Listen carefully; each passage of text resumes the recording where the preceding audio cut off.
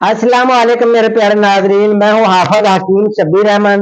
پیارے ناظرین، حافظ آباد شہر کے اندر میرا دعا خانہ ہے، تو اگر آپ کوئی بھی مسئلہ ہو تو آپ میرے پاس بھی آ سکتے ہیں، مجھے نبض چیک کرا سکتے ہیں۔ تو پیارے ناظرین، آج جو ٹپس لے کر آیا ہوں، بہت سے کمنٹس آئے تھے کہ حافظ صاحب آنکھوں کے امراض کے متعلقہ کوئی ایسا نسخہ بتائیں، آنکھوں میں سوزش ہو جاتی ہے، آنکھوں میں ورم آ جاتا ہے، درد ہوتی ہے، آنکھوں کے گرد ورم آ جاتا ہے، تو ان کے لیے آپ کوئی ایسا نسخہ بتائیں کہ جس سے ہماری آنکھوں کی سوزش، آنکھوں میں درد ہے یا آنکھوں میں زردی یا سرخی کو ختم کرنے والا کوئی ایسا گھریلو ٹوٹکا بتائیں کہ الحمدللہ پہلی خوراک سے فاقہ ہو جائے۔ پیارے ناظرین، آپ کو ٹپس بتانے لگا ہوں، گھر پر ہوم ریمیڈی ہے، گھر پر بنا سکتے ہیں۔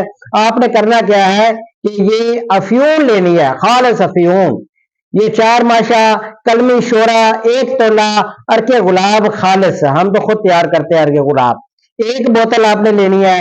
افیون اور کلمی شورا کو باریک کر کے ارک گلاب میں ڈال دیں، یہ حل کر لیں تو یہ آنکھوں کی سوزش کے لیے بڑا زبردست ہے۔ گودی تحریک کی وجہ سے آنکھوں کے زردی دور کرنے میں بھی بہت زیادہ مفید ہے۔